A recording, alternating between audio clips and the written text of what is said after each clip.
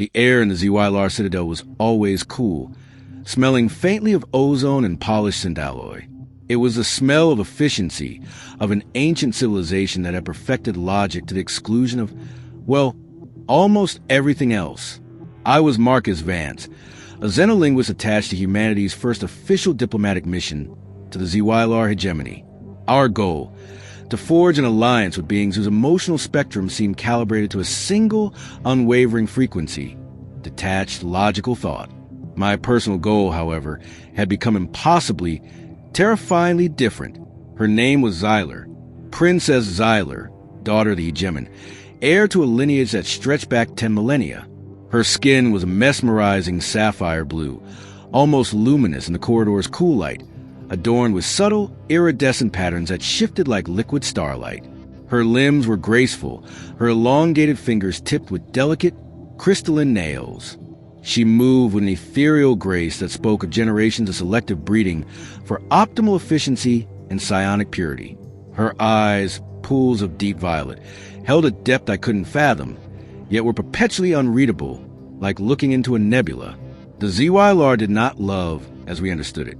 They had optimal genetic pairings determined by rigorous psionic and biological profiling. They had strategic alliances for procreation.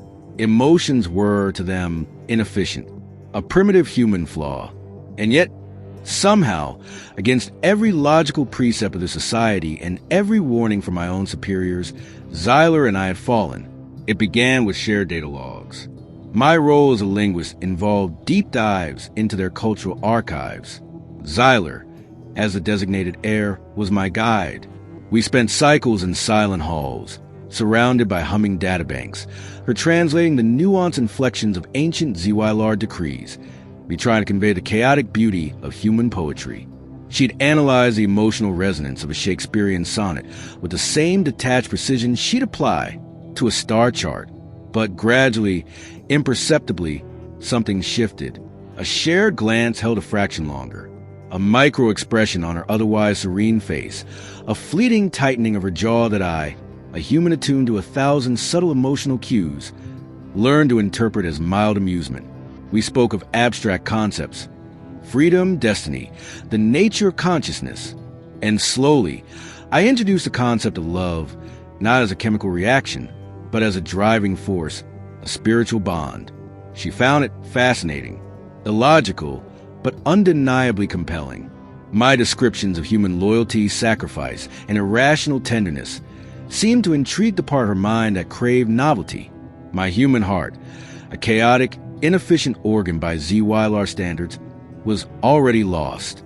I saw past the regal coldness to a yearning for something more, something her perfected society hadn't provided. Her world was sterile, efficient, powerful, but so very, very lonely. The physical intimacy that followed was as forbidden as it was inevitable.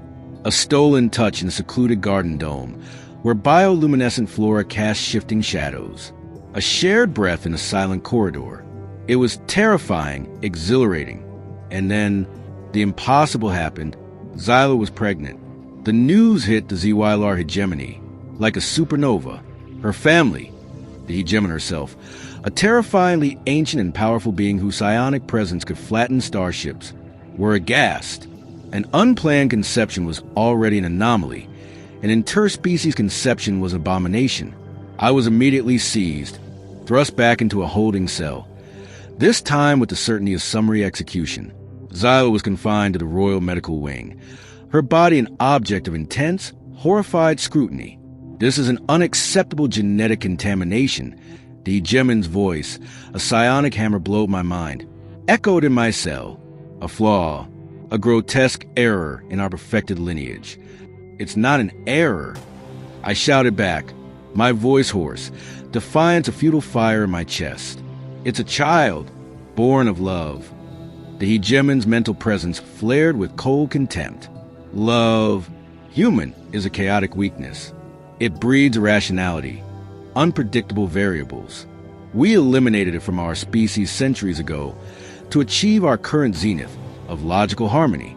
My blood ran cold. They eliminated it. They didn't just evolve past it. They actively purged it. Xyler was in labor for what felt like an eternity. I was allowed to be there not out of compassion, but scientific curiosity. They monitored every fluctuation, every anomaly. The Xyler medics, sleek figures in pristine white, worked with detached precision. Xyler endured it all with the same quiet stoicism she brought to diplomatic negotiations. But as the moment approached, I saw something in her violet eyes that wasn't logic. It was raw, primal fear. And then a flicker of something else. Hope? I looked at Xyler, her face serene, eyes filled with an undeniable love for our child. This was her moment. She had given up on love, only to find it, and in doing so, unlocked her species' true potential. The true blue ability, as described in the prophecies, is a form of collective consciousness, a deep empathic bond that prevented societal fragmentation. Our ancestors, in their pursuit of perfection through logic, suppressed this trait. Our current society is efficient, yes, but it is also rigid, brittle. We have been on a path of slow, elegant stagnation for millennia. The hegemon paused, her gaze sweeping across the stunned council members. This child, the result of a union we deemed unacceptable, carries the key to our species' future. She is the catalyst for our true evolution, not merely our advancement. A collective murmur rippled through the council. They stared at Lyra, not with disgust, but with a dawning awe. This was a unique alien perspective. Their perfect, logical society had unknowingly been dying, starving for the very thing they had purged. And a human, embodying those flaws, had inadvertently brought their salvation. My presence, once a threat, was now seen as a crucial variable. My chaotic weakness, my capacity for genuine emotion, for logical love, had unlocked the purity they had lost. I remained on Xyler, not as a diplomat, not as a prisoner, but as something new, a bridge, a living testament to the unexpected power of connection. Xyler and I build our lives in the heart of the hegemony. Our love, once forbidden, now a quiet, profound testament to the revolution Lyra had ignited. Lyra grew, her blue skin luminous, her empathic abilities blossoming. She was the first of a new generation, a beacon. The Xyler society began to shift, slowly, awkwardly, embracing the emotional spectrum they had once discarded. They learned from Lyra, learned from me, learned from Xyler, who, having rediscovered love, became its most ardent champion. The halls of the Citadel still smelled of ozone and polished synth alloy, but now there was also a faint, underlying warmth, a hum of interconnectedness. The Xyler were no longer just logical. They were learning to feel. And in the heart of their perfect, logical world, our little blue-skinned girl, a product of forbidden love, quietly taught an ancient race how to live again.